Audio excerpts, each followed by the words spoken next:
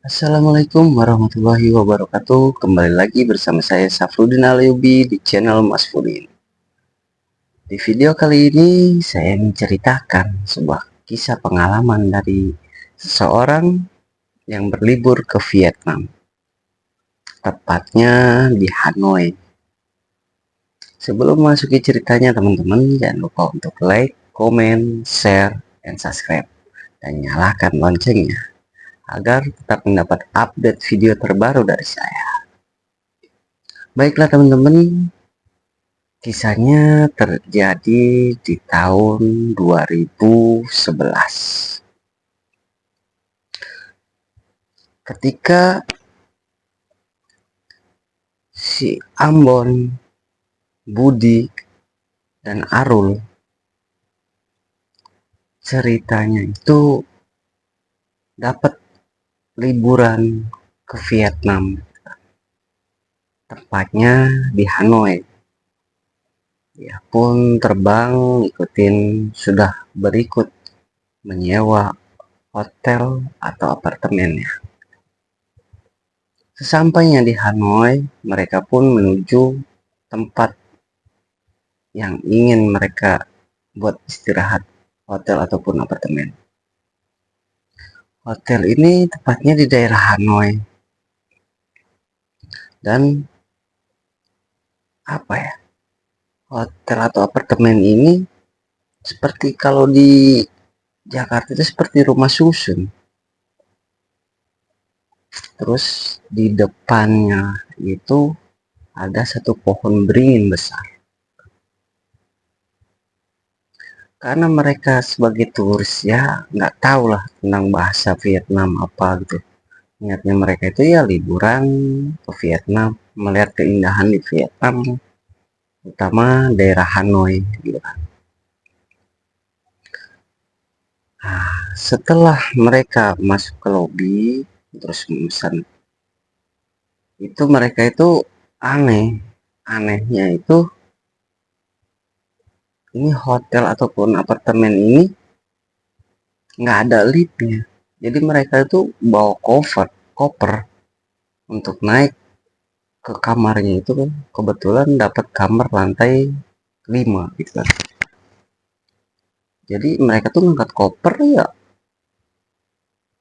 lewat tangga, nggak, karena nggak ada lift. Pas jalan, waduh, si Ambon ini bilang, wah kalau kayak gini mah tahu jangan ngikutin aplikasi, ini hotel kayak rumah susun kan. Celetukan si Ambon itu seperti itu. Akhirnya si Arul, nah udahlah, mending kita istirahat dulu katanya. Setelah udah ke lantai 5 karena kecapean gitu kan, mereka pun harus ngelewatin seperti lorong gitu. Dengan kondisi lampunya itu ya sedikit redup, pokoknya mengerikan lah. Ketika mereka masuk di kamar gitu kan, udah dapet kamarnya, kebetulan mereka itu ya satu nyewa itu cuma satu kamar dan 3 tempat tidur gitu kan. Akhirnya mereka pada masuk situ, kurang lebih jam 8 malam. Mereka pun setelah udah nyampe beres-beresin baju gitu kan, akhirnya mereka pada mandi gantian, dan mereka pun bersantai-santai sembari melihat keindahan dari atas wilayah Hanoi gitu kan. Tepatnya mereka pas waktu itu setelah nonton TV atau yang lain main handphone, mereka lelah, akhirnya coba untuk istirahat. Ketika mereka istirahat tepatnya di jam 10-an, dengan kondisi situ gelap, dan kebetulan kamar mereka itu menghadap di bagian depan gitu kan, pas di bawah lobi, dan sebelah kirinya itu ya pohon beringin itu.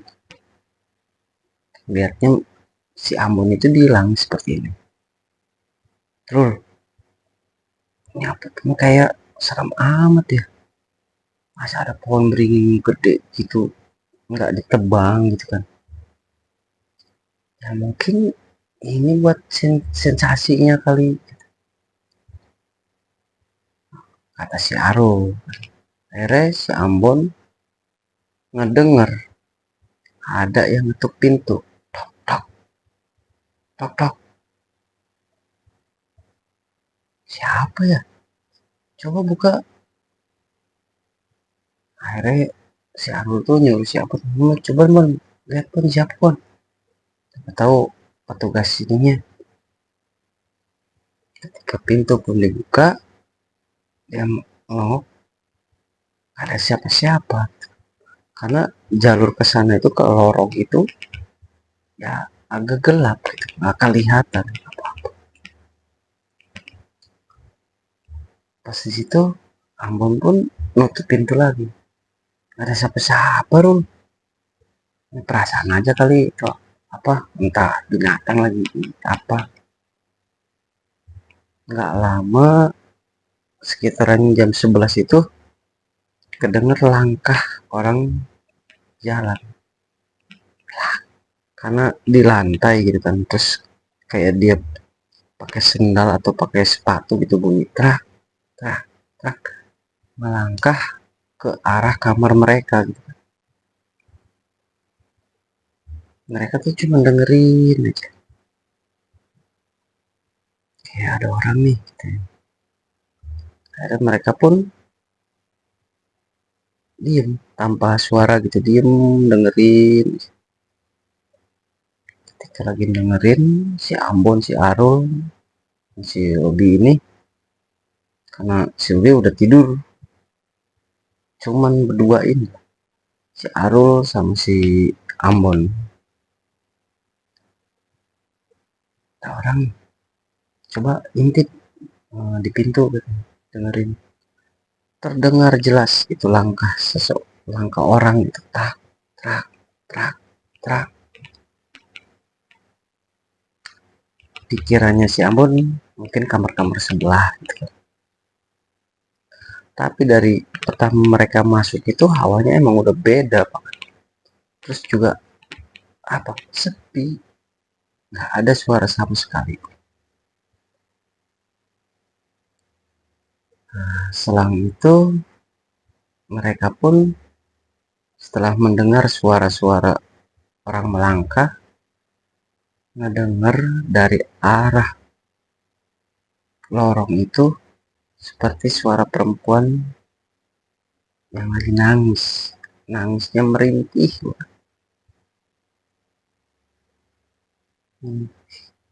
Mereka pun semakin merinding gitu kan, merinding. Akhirnya coba nelpon untuk ke bagian resepsionis, tapi nggak diangkat-angkat gitu kan. Karena mungkin udah malam.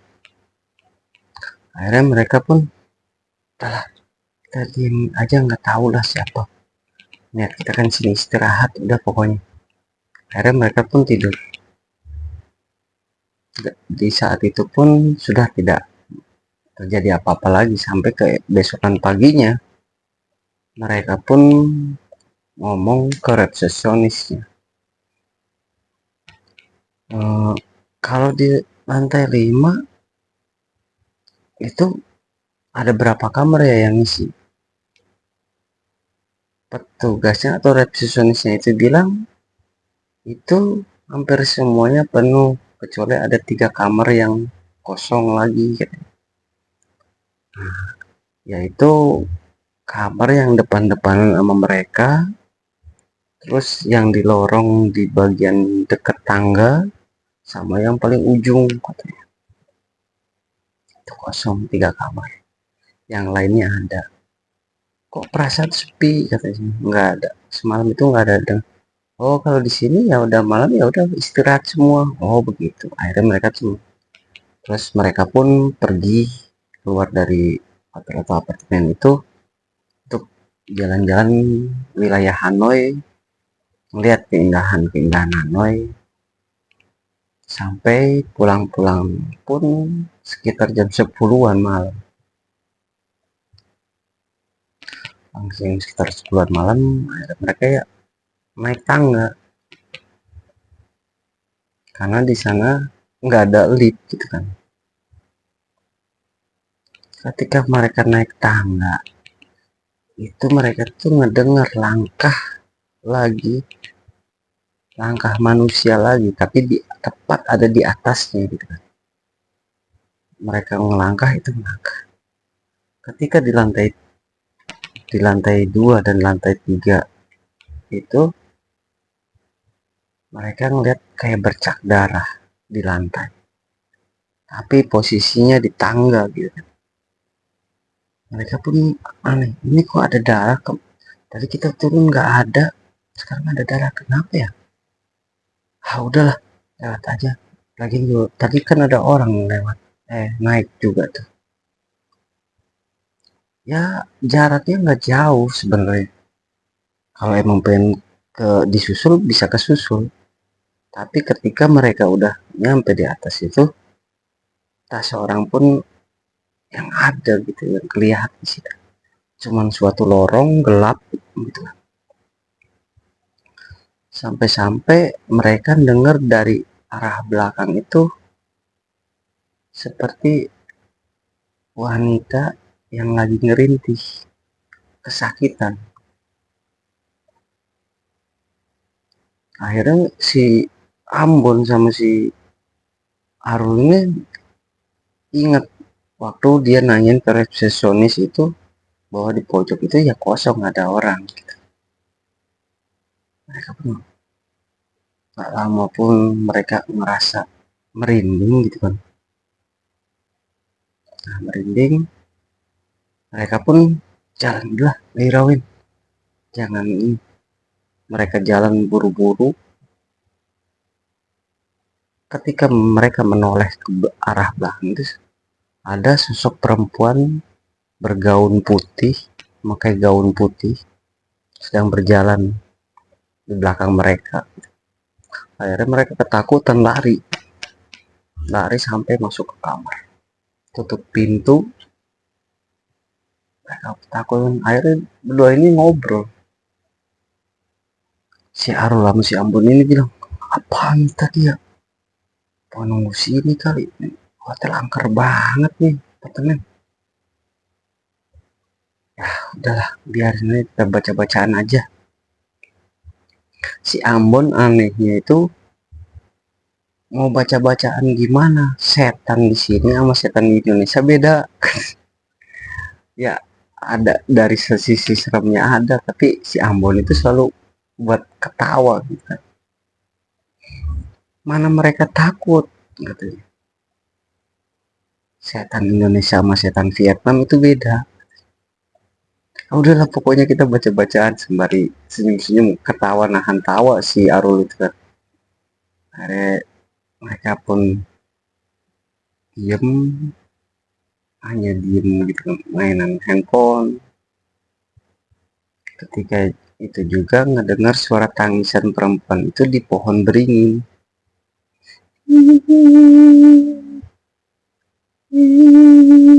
Seperti itu. Itu suaranya sangat benar-benar langsung ke kamarnya mereka itu. Kedengar. Ambon, Arul, Robi itu benar-benar ngerasa kayak ini bukan hotel atau permen, ini nggak layak kayaknya. Seperti kita ada di rumah hantu. Setiap ini dikelilingi suara-suara yang aneh-aneh gitu. Terus ketika itu mereka pun ngeberaniin diri untuk lihat di jendela. Buka di jendela. Karena di sebelah kiri itu pohon beringin itu emang jelas-jelas besar dan terlihat jelas. Mereka dikejutin dengan sosok perempuan yang mereka tadi lihat di lorong sedang duduk di pohon itu. sembari mengayunkan kakinya dengan matanya yang merah, ininya berdarah dan rambutnya panjang, semrawut, serem, nyerem. Tapi mereka kagetnya itu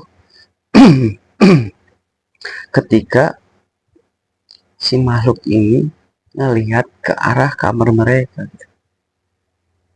Mereka lihat, dan si Ambon, si Arus, si Robi sih langsung tutup jendela, saking takutnya, dan mukanya pun serem banget. Setelah itu mereka diem di kamar, istilahnya tempat tidur, sembari ngumpul jadi satu gitu kan, pakai selimut. Gak lama shower yang di kamar mandi itu keluar air.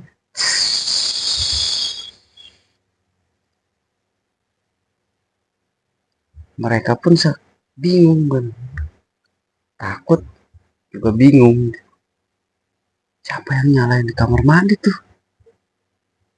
Tahu ada yang mandi. Lagi ini kita bertiga di sini. Terus siapa? Akhirnya mereka bertiga tuh secara perlahan menuju ke kamar mandi itu kan. Pelan-pelan buka. Terus lihat emang gak ada siapa-siapa. Cuman posisi keran emang nyala. Akhirnya si Ambon, wah ini tadi mungkin udah selek kali ininya jadi keluar. Pas ketika mereka si Ambon matiin gitu kan, matiin kerannya, puter, terus tutup lagi pintunya, shower itu keluar lagi ya. Pas dibuka lagi, airnya nyala lagi gitu kan, showernya dengan airnya. Ketika si Ambon mau matiin lagi, air itu bukannya putih lagi tapi darah. Disitulah mereka pada ketakutan dan kaget, sampai sempat terjatuh si Ambon pun di kamar mandi. Saking paniknya, ketika itu langsung turun ke bawah. Turun ke bawah sekitaran jam 11 malam. Turun ke bawah langsung ke resepsionis di lobi, bilang ternyata resepsionisnya nggak ada semua, nggak ada seorang petugas pun di situ. Akhirnya mereka bertiga itu memutuskan untuk keluar dari situ. Mereka ada di pusat keramaian, menunggu sampai pagi, sampai tertidur di jalan. Keesokan paginya mereka pun menceritakan lagi ke resepsionis, gini-gini kita mau pindah aja, kita mau check out, terlalu serem.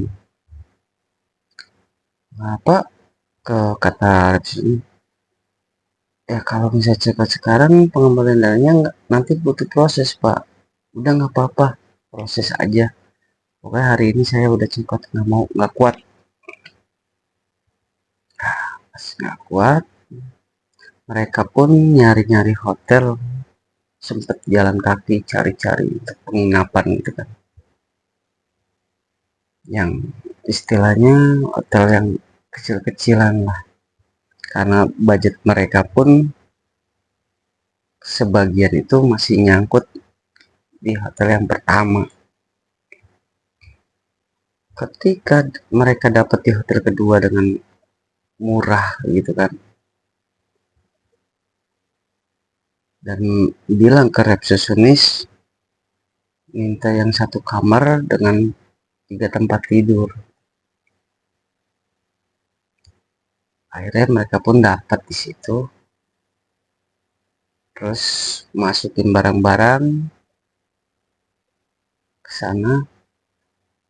Setelah mereka di sana itu hari pertama ya nggak terjadi apa-apa, Bahkan mereka pun nggak sempat keluar-keluar kemana-mana. Itu masih di daerah Hanoi aja, masih di situ. Mereka pun sembari santai gitu kan. Sampai si Ambon itu bilang, wah sini baru enak nih. Walaupun tempatnya nggak bagus-bagus amat, tapi nggak ada gangguan, santai. Ya udahlah di sini aja.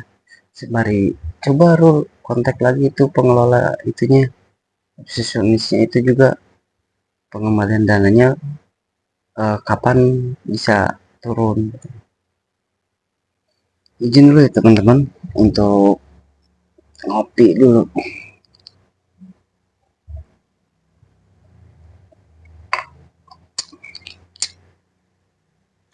Ketika si Arul ini hubungin pihak hotel yang pertama itu, akhirnya dana pun masuk, sudah diproses. Udah nih, kita proses. Kebetulan saat itu jatuhnya di jam 3 sore gitu kan, mau setengah empatan lah. Mereka pun sempat keluar nikmati waktu sore gitu kan. Nah, pas sampai di situ akhirnya mereka itu pulang lagi ke hotel yang kedua itu. Saya nggak tahu hotelnya namanya apa gitu kan. Dan dia bentukannya pun hotel seperti kayak rumah susun gitu pokoknya. Tapi AC ada gitu kan. Dan kamar mandi pun lumayan bersih. Ketika di hari pertama, malam kedua mereka di situ,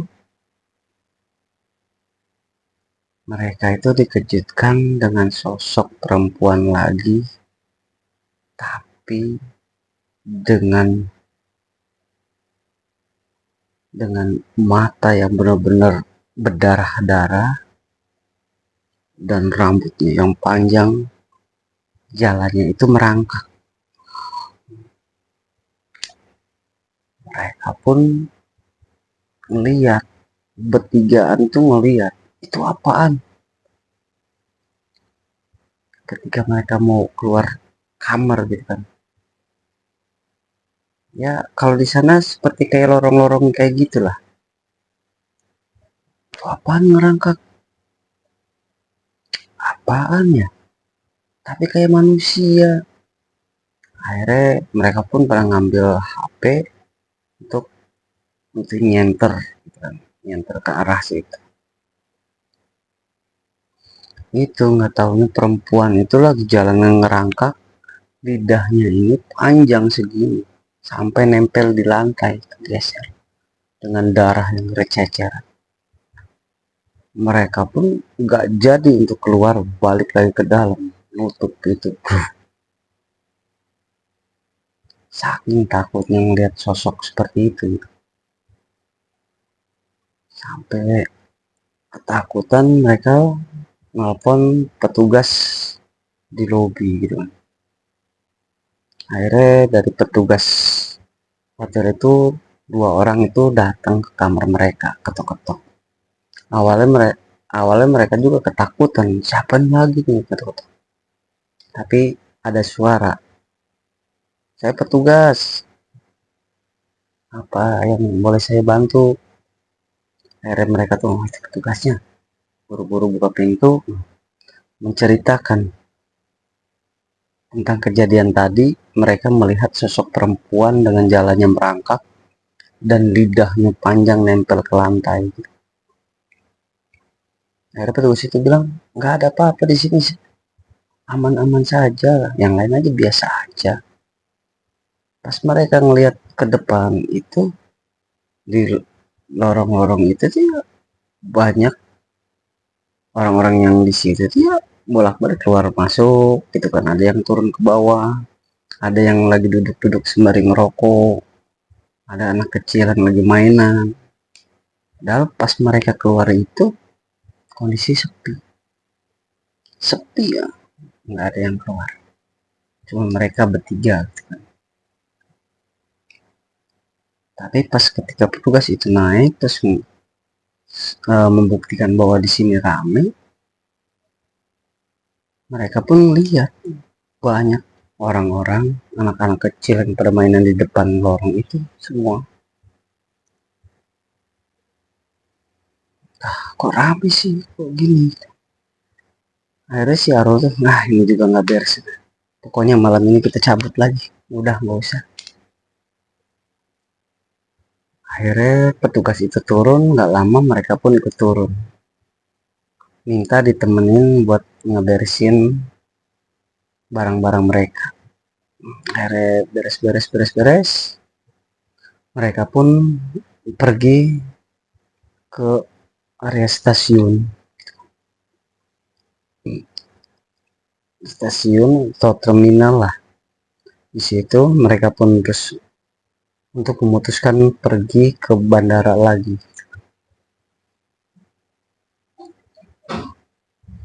Ketika itu udah malam, akhirnya mereka tidur di bandara. Ketika mereka tidur di bandara itu ya nggak terjadi apa-apa lagi gitu kan. Terus mereka ngurus-ngurus dan pulang balik lagi ke Indonesia. Itulah teman-teman sedikit cerita dari Arul, Ambon, dan Robi ini, pengalamannya ketika liburan di Vietnam, Hanoi. Dia bertemu sosok-sosok hantu di Hanoi. Buat teman-teman yang udah like, comment, share, and subscribe, saya ucapkan terima kasih banyak. Semoga keberkahan selalu melimpah kepada kalian semua. Saya Safrudin Alaibi, mohon undur diri. Assalamualaikum warahmatullahi wabarakatuh.